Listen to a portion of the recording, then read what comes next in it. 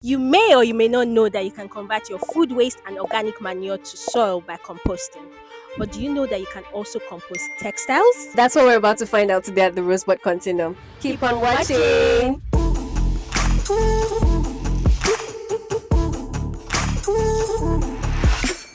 Welcome to the Sustainability Nugget podcast. I am Rarasu Maraibi. And I'm Tosin Folorunsho.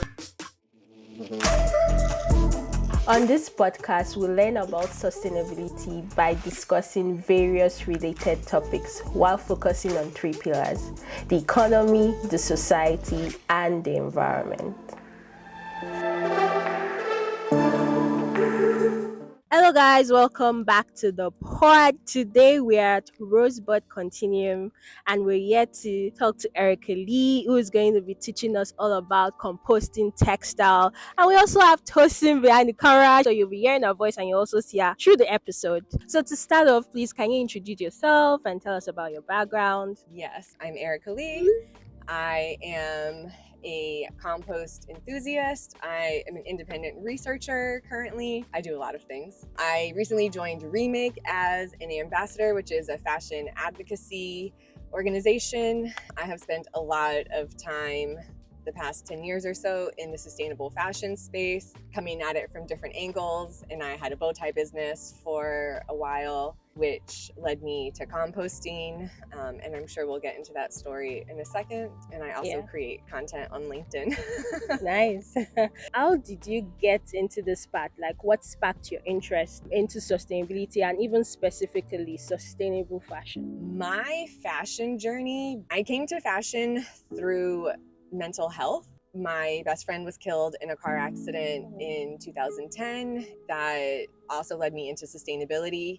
I did my undergrad in theater arts and I was doing stand-up comedy for a while. So not that the planet and the sustainability wasn't important to me, but I had been focusing my career in another direction at the time of her death. So advocating for the environment was something that was important to her, and it was a torch that I could carry on in her absence as a way to stay connected with her. So that's how I got into sustainability. Also, after she passed away, my fashion journey began because I'm not one who can really fake it until I make it in terms of, adopting an attitude. Like, imposter syndrome is real. Mm-hmm.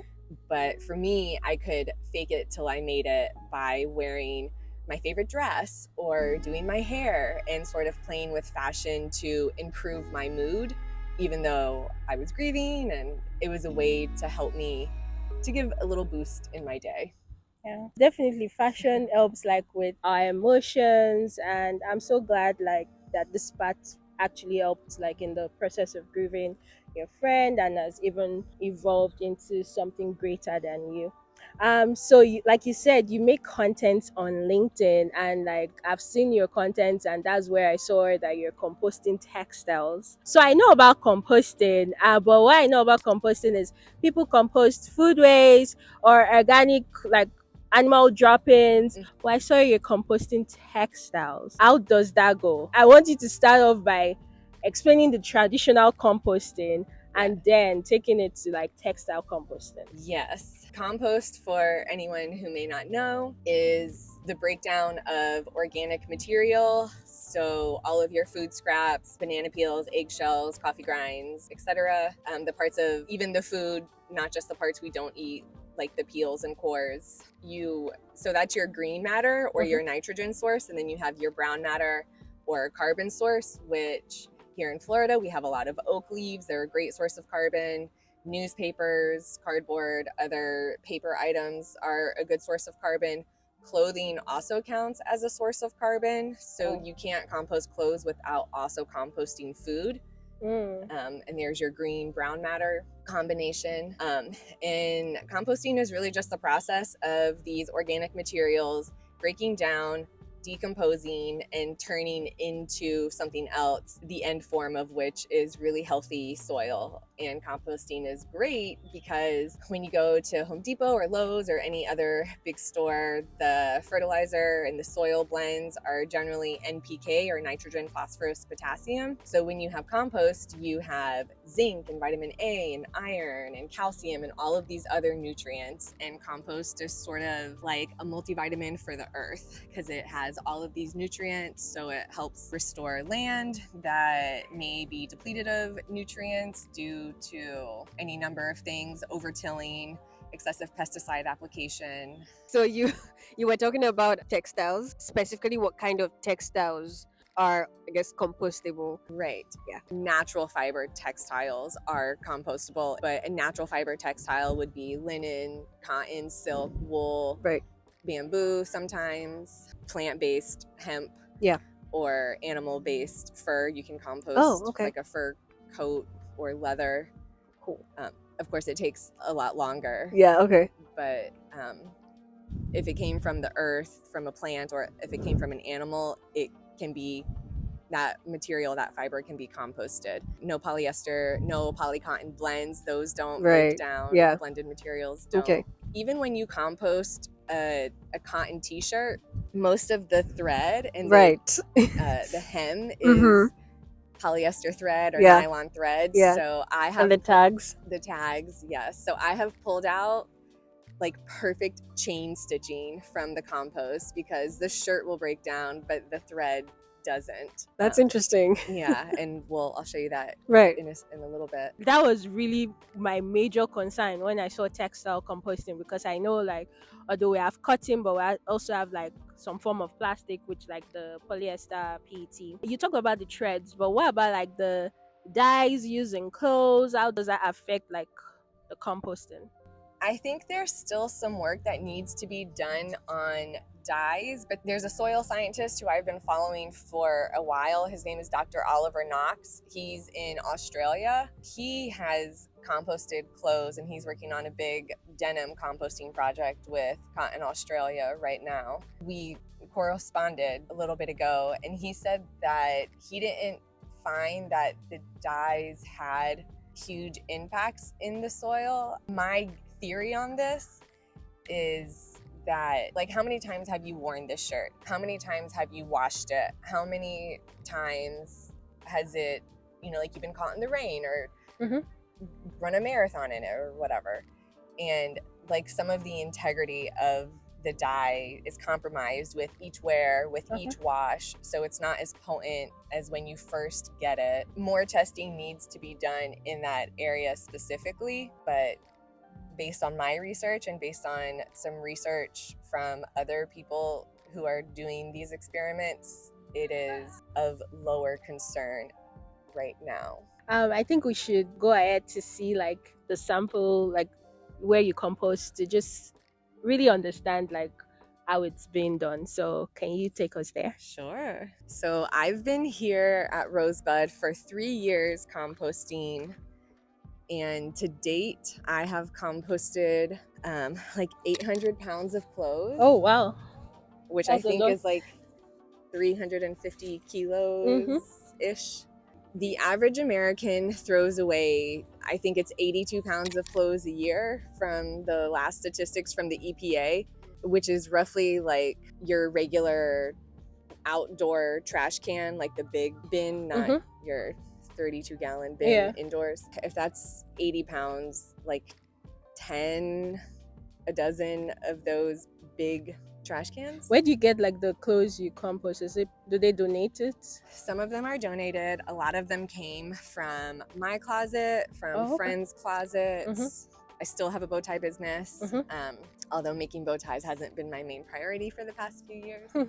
I learned about compost when I was a student, and we all went to the same master's program at different years. But I learned about composting when I was a student and how they were using it in land amendment applications. And I just thought that was so cool and like so easy. Why are we not doing this more? Yeah. It's a free resource, essentially, food waste. And it has all of these benefits, like I was saying earlier, with how nutrient dense it is, how it can restore damaged lands. And then the EPA did a project where they used compost applications in, I think it was Oregon, after a forest fire Oh, okay. to re-nourish the Yeah. land and return some nutrients back to the earth. So I was like, why are we not composting more? Like, this makes so much sense. So then I started my bow tie business when I was a student, was upcycling. So I started making bow ties after my grandfather passed away. And again, this is like the mental health fashion connection for me anyway. Yeah. My grandfather used to wear bow ties. It was his signature accessory. So for his funeral, I made a bunch of bow ties for my cousins and I to wear. And, you know, because it's like 9 p.m., the funeral's in a few days, we didn't go to the fabric store. So my mom and I made bow ties at home and with old pajama pants and a pillowcase. And I sort of started the bow tie business from there. And I was getting clothes from people who were like, I love this shirt, I love this pattern, but it has a stain on it or it's too small. Can you make it into a bow tie since you were, you know, like did the other ones that way? So I started upcycling a lot of fabric and people were giving me a lot of clothes with cool patterns on it. And I realized that there was way more fabric out there than could ever be upcycled into bow ties or quilts or anything else you can make. So then I started composting my fabric scraps. So that's where a lot of it began, was my fabric scraps, and then other clothes in my closet that were too small, and then clothes from friends when they were moving or what have you. Old cotton towels, old cotton sheets we've composted. So here it has been bigger and smaller at different points in time, but here. So first off, is it like different from how you would do like the regular food waste, or you even combine food waste with it? Yes, I definitely combine food waste with this, because the cotton counts as a brown matter, as a carbon. Oh, so okay. you have to have the food waste and the brown waste combination. The nitrogen carbon combination for food waste or for compost. So I compost food scraps. I save my food scraps throughout the week. I put them in an old protein powder container and bring them here every week and compost them. I can see a fork. Is that? Yes, this is a wooden spoon, a wooden fork that we're composting. So is that also brown matter or? Exactly. Yes, any like woody material, if it's mulch or paper, cardboard. Yeah, so like I'll say like this is the first time I'm hearing like the green and brown matter for compost. I guess because I'm not really like familiar with compost. I do more of the biogas, which is anaerobic. Yeah. So but like food waste or fruit or whatever, these are plants, right? And they're also carbon source. So I'm finding it hard to understand like the difference between the brown and the green matter, because cotton is a plant, right? This is a great question. Yeah. I don't know if I have a very scientific answer. Yeah. I am not a soil scientist. That is not my background. Yeah. I focus more on waste management. Yeah. But from my understanding, the carbon matter is more from like dead sources. Oh, okay. So like the oak leaves that have already fallen, mulch that's already been processed, and the green matter or the nitrogen are like the tops of your carrots, where it's still like fresher and has, eventually it will turn into a carbon source when it's dried and shriveled. It has to go through whatever that process is. That makes sense. That's my understanding. Okay, sure. I might be wrong. If anyone knows more, please tell us in the comments. Yes, please. Feel free to come at me in the comments. Yeah. With that, because that's not my forte. So I composted a pair of Birkenstocks. Oh wow. My old sandals.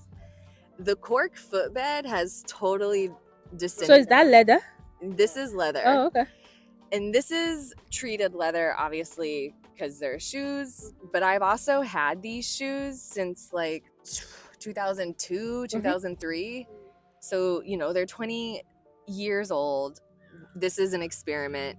They haven't like broken. It doesn't look like it's even started. No. Do you think, are we like cutting it up? You know, I used to cut up fabric when I first started this, and I didn't notice a difference. Oh, okay. In the speed of which it broke down, if it was cut up or not cut up. Okay. So to save myself time, I just stopped cutting stuff up because it wasn't making a difference. Okay. And about how long does it take? Well, on the average, the fastest that you've seen break down. How long did it take? The item that broke down the quickest, I would say, was a fur otter pelt that I got at an estate sale many years ago. The fur broke down in like 2 months. I have composted wool. In Florida, people don't really have a lot of wool, so I don't have a big sample for that. But the wool, because it's like a looser weave than silk or cotton, Okay. it broke down a little bit quicker in like 4 or 5 months. Cotton broke down generally between 4 and 6 months, and the silk broke down in like 9 months. Wow. Because it's a much tighter weave. Okay. And I have also composted denim pants in like a canvas tote bag. So even though that's cotton, because it's so much thicker than a cotton t-shirt, that took like 9 months, 10 months to decompose. So the tighter the weave and the bulkier it is, the longer it takes to break down. Yes. Okay. In my experience. Okay. Do you have to add, apart from food, like are there any additives or anything that you have to add to it to No. compost? I have a lot of worms and grubs and roaches and other organisms in the compost. But did you add that specifically, like to the compost? The animals? Yeah. No, they just came. Oh, okay. Okay. Because I'm like, Yeah. If you build it, they will come. Yeah. Oh, okay. Because it, is a good food source for them. It's what they like. So do you do any tests? I know you said you're an independent researcher, right? So I'm just wondering, like, apart from like composting and seeing it break down, do you do like any specific tests to compare it with like the just traditional composting of food waste? I did get a test to test the nutrients that were present in the soil.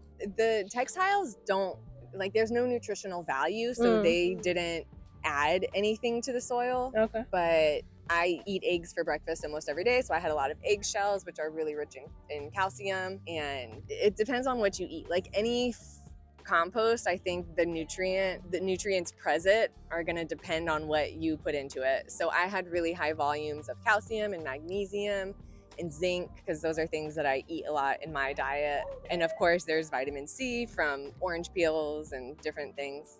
Okay. So this looks like the freshest, but like, is there anything going on in this? So we composted fabric in 2 different ways. We made a pile, and this is a very small pile right now. We have had it bigger. And then we laid fabric down as like landscape fabric instead of the plastic landscape fabric that is very common. So we put, to keep the weeds down, and we do have some weeds popping up, but this was another way that we could compost fabric, was using it as like a weed barrier. And you can see here the thread from this shirt, and like perfect chain stitching. Nice. So these are all items that I have pulled out of the compost that have not broken down. So you can see there's chain stitching from shirts, and then And the tags, and what's this? This is wool, but this is like a poly blended wool. Okay. So the wool It broke down. Yeah, like it was eaten a little bit Yeah. from it, but not the whole thing. This is a pair of underwear. This is the waistband. Oh yeah. That Elastic. Yeah, the elastic, the tags, some more elastic. And this is a poly cotton blended shirt. So this has sort of been sitting here. This is mostly polyester. There's a creature. Oh well. And this is sort of interesting. This is a poly blended shirt. So the cotton is all gone, was eaten. Yeah, and that's then, really interesting. and then the polyester, this is yeah. just like a netting. And people Wow. often ask me about the screen print, and you know, like, what about that? Because it's mostly plastic or Right, polyester right. also. Yeah, this is another poly cotton blended tank top, and the Oh wow. cotton was all eaten Yeah, off. and it just looks like a. It just looks like a Yeah, like you could a wash mesh. this and Yeah, wear this right literally, now. that's what I can. Yeah, another pair of underwear. The lace trim, was like elastic Yeah. and spandex and polyester base, so it didn't break down. The tag didn't break down. Victoria's Secret. Interesting. Yeah, this is a bed sheet from my childhood, from when I went to summer camp. Wow. And I was born in the 80s, so this is like probably This is old. This is old, and this is a lot of polyester. Yeah.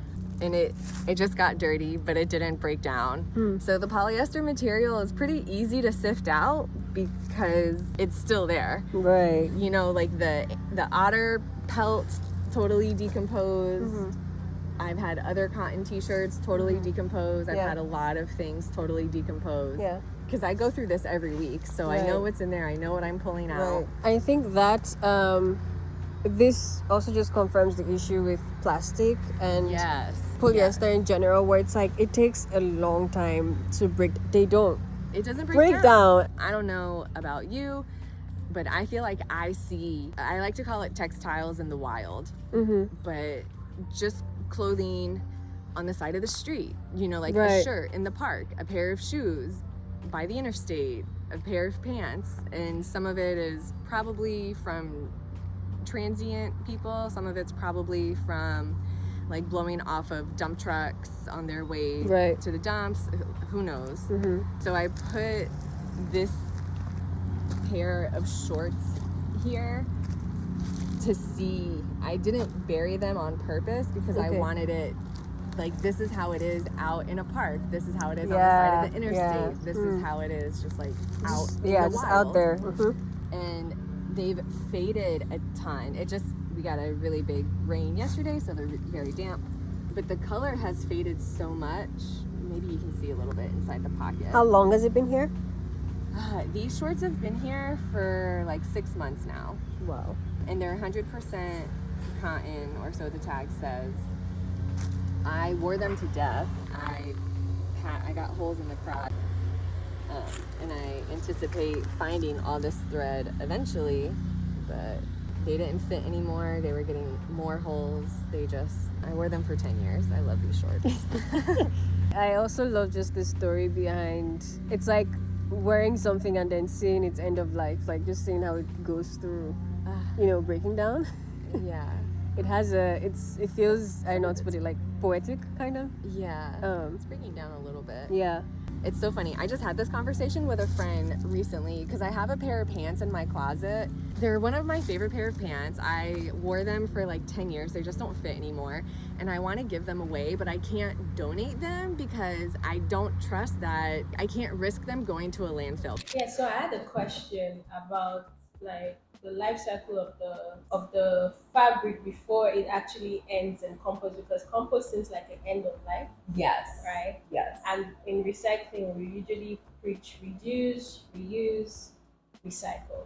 Yes. So how do you think about that? Like, do you just compost it at the end of your life cycle for the clothes, or do you think giving it out for reuse before it ended in composting is the right? In the sustainable fashion space, I think they always say anything to extend the life of the garment is the most sustainable. So if you can give it a second life or third, fourth life, then that is the first option. I have these pair of pants that I love, but they don't fit anymore. Like the shorts out there, I got a hole in the crotch from so much wear. I patched it up. And I want to give them to someone, but I don't want to donate them because I don't trust that it would actually end up with someone. Yeah, like, and I feel like it sounds a little silly sometimes, but I think we all do it. We have these emotional attachments to clothes, to inanimate objects. And so like the thought of these pants sitting in a landfill is too much for me to bear. Like I need them to have. I would rather them go to someone who will wear them and love them. Like them sitting in my dresser drawer not being worn gives me joy, even though I can't fit them anymore. Yeah. But the thought of them in a landfill like makes me want to cry, even though they're just a pair of pants. Yeah. I think that in the context of the current norm that we have right now, where it's you don't wear clothing for that long anymore. Like this pair of pants you're talking about, you probably had them for the past 10, 15 years. Right. So it's like comparing that to a clothing item that usually most people only wear clothing for like 6 months, 3 months. Yeah. And then we pass it on. And the waste movement itself it's uncertain where your material would end up. So you could say, and that's why it's recommended, like giving it a longer use would be either trying to repair or mend it if the quality is good, of course. Yes. Because that's why most of them get discarded quickly too. So it's like if it really is a good quality, yes, you tend to have that emotional attachment to it. But it's also something that's currently kind of fading away in the current culture that we have, where it's like just throwing away. It's easier to part with stuff than to actually keep them for a longer time. So I think depending on the person or like what kind of clothing you have, there are different pathways where we can't really say which is the best option right now. Yeah, and what I've gotten from what two of you've said is like the length also matters, because if I get a coat and wear it for just 1 year and then give it out and the person wears it for 1 year, that's like 2 years. But if I had a coat for like 10 years, that's like a longer life cycle. And like you said, like the culture has changed, because like when we're younger, right, it also lasts for like for me, like I had clothes passed down to me. Yes. Because they were like clothes that my mom would wear, Yeah. like my cousins, I would have clothes given to me from them, or Sure. even family friends. Yeah. So that all of that culture is changing, where people even be. It's like trying to teach people to do what we used to do in the past. Yeah. But the problem also is just going back to quality. It's like exactly. sometimes some clothing that I don't want to give some of them away, not because it's wrong, but because I just don't trust the quality. Like it doesn't look Yeah. good enough to give out anymore.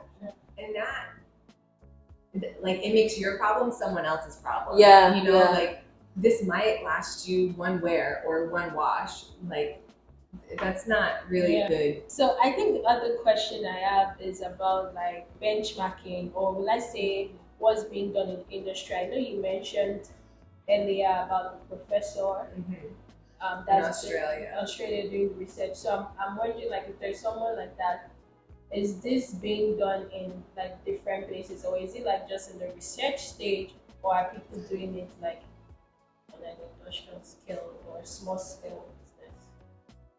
I haven't found where it's being done on an industrial scale. Dr. Oliver Knox, the soil scientist in Australia, he's doing it. The Cotton Australia project is the biggest that I have come across, where they're intentionally seeing the life cycle of clothes. So they're focusing on cotton denim pants and composting them in the field, and then growing new cotton from that field. So like closing the loop, having a So full. that's yeah. Oh, nice. Yes. That's really interesting. Like in the US, we do recycle denim. Levi's has a program where they will accept denim, and I don't even think it just has to be Levi's denim, and they'll have a partnership with whoever, and they pulp the denim and make building insulation with it, so that eventually I think the building insulation does go to a landfill, but that gives it, like 10, 15 more years. But that's like downcycling. Yeah, just but a really yeah. effective use of Yes. downcycling Yes. than, like rags for cars or cleaning Right. rags. Like a lot of clothes get Just sent to the incineration. rag trade industry, and then they get cleaned and, maybe last a week, a month, and then get thrown out. Yeah. landfill because they get too dirty with oil or what have you. Can you tell us like what you think the environmental benefit of composting fabric is? Yes. So I sort of think of composting clothes as the silver bullet answer for solving the climate crisis, which of course there is no silver bullet answer. But if I could name one thing, this is what it would be. And I say this because a lot of clothes go to a landfill. the majority of clothes are getting sent to a landfill. There are up to 100 billion garments produced every year. There are only 8 billion people on the planet. It is probably the only industry where supply far exceeds demand. Yeah. And even in the luxury fashion space, like this shirt is $200. Like, it's not. It was made with slave wages and, like human rights violations, and you can get it again. Like, this material is not inaccessible. So there's like a wrong kind of scarcity mindset, I think, when it comes to at least luxury clothing. Yeah. Not all clothing, because fast fashion, etc. So 85% of clothes are thrown away, either incinerated or landfilled. 15% go to the secondhand market. And we've all been to a thrift store. It is packed, full of clothes. Thrift stores are inundated with clothes. They couldn't even sell everything that they receive because they are just flooded with clothes. And almost, some stores, especially like the big box, Salvation Army, Goodwill, those big box thrift stores, sometimes they still send up to 40% to a landfill because people don't always donate their best items. So 85% of our clothes are going to landfill or shipped overseas, which makes our problem someone else's problem. Africa receives the majority of US and European secondhand clothing, in Central America as well. In all of these transportation, I feel like the clothing sort of gets like downgraded a little bit more because it's stuffed in this big plastic bale and it's damp and what have you. So pause right there. And then landfills are so toxic because it's the combination of inorganic and organic material not being able to break down properly. The organic material in landfill: food waste, yard waste, cardboard, paper, natural fiber clothing. 50% of what goes to a landfill could be composted, but it's in a landfill buried under tires and plastic bags and toilets or whatever other random stuff, and it's not being able to break down. Compost is a living thing. It is full of organisms. We saw the roaches and worms and whatnot just digging through that little pile there. It needs air to break down. In a landfill, none of those organic items are breaking down because they're not getting aerated. So that's creating methane that's contributing to global warming. So if we can reduce our landfill input, if we composted everything that we sent to a landfill, we would be way better off. And due to a lot of industrial farming methods with big monocropped fields, over-tilling, pesticide application, we've degraded a third of our topsoil with these unsustainable modern day industrial agricultural practices. So if we took 50% of our waste from a landfill, composted it, that creates jobs in the green economy, creates an end product that you can use and you can sell it to farmers. You can sell it. I think it should be the municipality. I think there should be city-run or county-run municipal composting facilities. The onus is all on the customer, the end user, to do the right thing, to donate it, to take it here, to do whatever. But it's like, I appreciate that people think we as individuals have this much power, but we can't solve a problem. The system has to change so it's easier for us to. The infrastructure is not in place. We don't So have how can we do the right thing if the infrastructure is not there for us to do it? And I think we need like statewide or every like tri or even quad county can have one municipal composting facility where they take food waste, take natural fiber. And we still need Goodwill, we still need Salvation Army. So before those items get baled and shipped to Ghana or to Honduras, they can go to this facility, be sorted between natural fiber and synthetic fiber, and then go to a municipal composting facility. And again, this is creating more jobs. And people already know how to sort clothes. Like, we have people working in thrift stores determining with donation they receive, this is good quality, we'll put this on the floor, this we're gonna put here. So not reinventing the wheel. It's already a skill that people have and are using every day in, you know, their job or volunteer job. Yeah. And at the municipality, you create the compost, you have this finished product, you can sell it to farmers, you can sell it to nurseries, you can sell it to the forestry department, you can sell it to parks and recreation when they're doing new. So it's a revenue stream. It pays for itself. It's not just, speaking of economics, like you were talking about earlier, it's not just, oh, we created this soil, you know, like pat ourselves on the back for doing the right thing. Yeah. Like you can make it a revenue stream and make it worth it. And people pay for sewage and they pay for their trash pickup in their utility bill. So if you just add another line item where you have an organics recycling, and instead of, you know, like you split your trash from the trash bill and then there's another line item on your utility bill, like $5 a month or whatever, it's not breaking the bank, it pays for the service. And then you have, like San Francisco, they have 3 bins. They have the trash bin, the recycling bin, and the organics bin. So, you know, like you can put your food waste in the organics bin. And I wouldn't trust individuals to put their cotton clothing in the organics bin. I think they can continue to donate or do whatever. I think going to where the thrift stores are and where you can get a lot of clothing at once is the best bet. I don't think we need to go to every individual's house and collect clothing. We can go to where the big piles of clothes already are.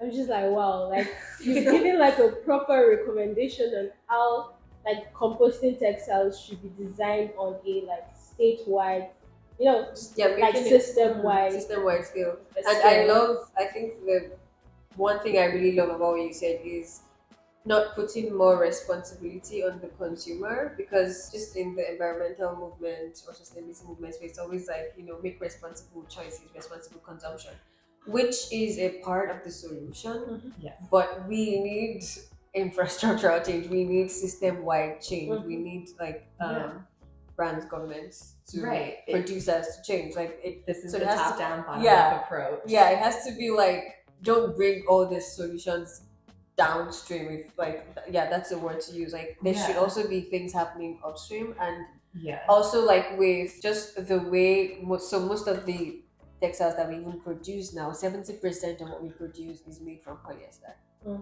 So the amount of organic material for clothing that you have is actually lesser than we used to have before. And so when you think about that, it's like if you're placing the responsibility on the consumer to compost their clothing, it's like you have to do this whole, you know, just educate them on this is cotton, this is blended, this is it just gets And then, you know, like, okay, I live in an apartment, I don't have an outdoor space, how am I going to compost this? So you're asking someone to do a lot and then take a lot of time out of their day, or they have kids and, you know, like they got to go to soccer practice or whatever, and like you can't do all this and go to the community garden on the weekend when you have a game or when you have work because you're scheduled, or you know, whatever the case is.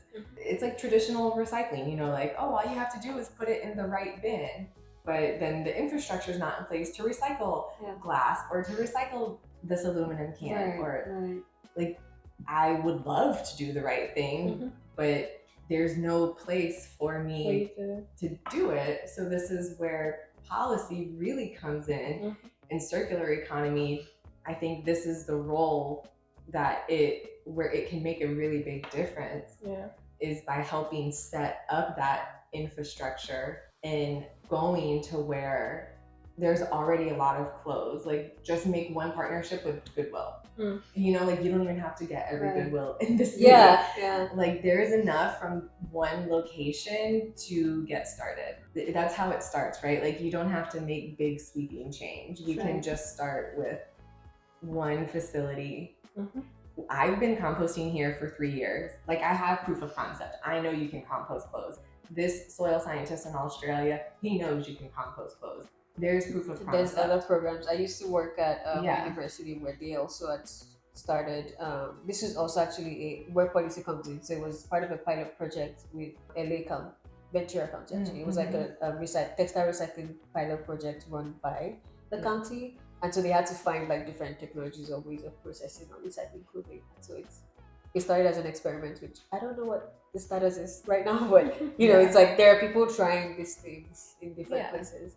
I think there was another project at a school in New York. I forget which one. A fashion school in New York. I think they did a textile composting project. Some students for a semester or maybe a year. Yeah, I think New York is also currently working on a textile recycling bill. So this was a few years ago, so I'm sure they've done a lot more since then. So I know we just talked about like we should not put the responsibility on like the consumers and all, but like with the system-wide program or intervention, it still requires people to be involved. So thinking about that, what's your advice to someone like who sees this and like wants to actually like make a difference in this space or want to start up? Like what advice would you give to them in order to start? I mean, when it comes to your clothes, like we talked about earlier, extending the life of them. I think you talked about in a previous episode how like playing with styling can help extend the life of clothes. If it is beyond extending the life, you know, it has a stain on it or whatever the case is, and you want to compost it. If you have a yard, then I would say you can lay it down as a weed mat. And if I were you at home, I would cut off the thread, just, you know, like, and it's fine to throw this little bit away, just the bottom ring, because it's better to throw a handful away, you know, than like the whole shirt. So it's still reducing your waste. You know, I try not to throw things away, but like this is the society we live in, and at least here we have a waste to energy facility instead of landfill, so that's better. But don't feel bad or like like there's no shame I know in throwing something away. It's okay. Or if you live in an apartment and you don't have an outdoor space, then you can talk to a community garden and see if you can, you know, like either get involved or maybe donate clothes. Is this something you've done? I've talked to community gardens here locally, and some of them have experimented with composting clothes or sheets and towels as like a weed barrier. Some of them have never heard of it, but just having conversations with local gardeners, you know, in a Facebook group or Reddit group or whatever platform you're on, to find people who might be doing this, and maybe you can give them your clothes to try to compost. If people want to get just to know more about what you're doing, like do you have a website? I know you talked about LinkedIn, but yes, I have a website. It's my bowtie business website, but it has a lot of other information on it too. It's Sewn Apart, SEWNAPART.com. Sewn Apart is my website, and then you can find me on LinkedIn as Ericka Lee. I also just started a Substack. That's cool. Yes, where I'll be blogging more about all of this and sharing the resources that I come along. My Substack is called Compost That Shit: How to Save the Planet and Yourself. Okay, that's good. Okay. Yeah. Thank you very much. Thank you very much. I have a final question. Okay. In terms of growth, and I'm being careful of the word growth. Growth is good, but just, you know, like in a business where it's often like, how do you scale up? How are you scaling up? And are you scaling up? And that's kind of why we're in a fix right now with the whole climate issue. But I think just this would be a nice thing to grow, like either as seeing other people start something like this, or as you talked about, integrating this into a municipality or just a system-wide practice. For you, how is this? Where do you foresee this project going? I foresee talking to municipalities and getting industrial composting, municipal composting, and getting some of those partnerships in place. Because here's the other thing, like none of this is reinventing the wheel. We know how to sort clothes, we know how to compost, we know how to do all these things, just none of these avenues are talking to each other. So there's opportunity to just collaborate, bring people together. I think I'm very big on collaboration. I think it's there are people doing amazing. Like you would be surprised at how many solutions we have to do something. And it's like a puzzle that we just need to find the best fit and put them together. Yes. And I think compost is not, it is out there as a climate solution, you know, like it's in Project Drawdown. It's people have talked about it. It's not, but I don't think it's like a sexy solution because it's food waste and it's dirty and it's smelly. It's not climate tech. Yeah, it's not climate tech. You're not in a lab. You're not like, there's no technology. It's Earth's inherent technology. Until we can combine AI with composting to see where it goes. Honestly, like that could be a research. There's opportunity. Yeah. But, you know, like it's an ancient practice. I think there are opportunities. Technology is great, but I also think that there are old things, ancient practices that we can bring in and probably make more efficient with technology, but still have them. Okay, thank you so much again for having us and for taking us through. This was a nice conversation. So like I'll have all the links to our website and LinkedIn and Substack down in the description. If you need to know more, please go to those links and you can contact her on LinkedIn. Thank you very much if you're still watching to this point. Remember to subscribe to our YouTube, or you can follow us anywhere else you listen to your podcast, be it Spotify, Apple, Google, wherever you listen to your podcast. And please leave us some comments if you have questions, if you have suggestions for other episodes. We're happy to hear you in the comment section. Thank you once again for watching. Until our next episode, continue to live consciously. Bye.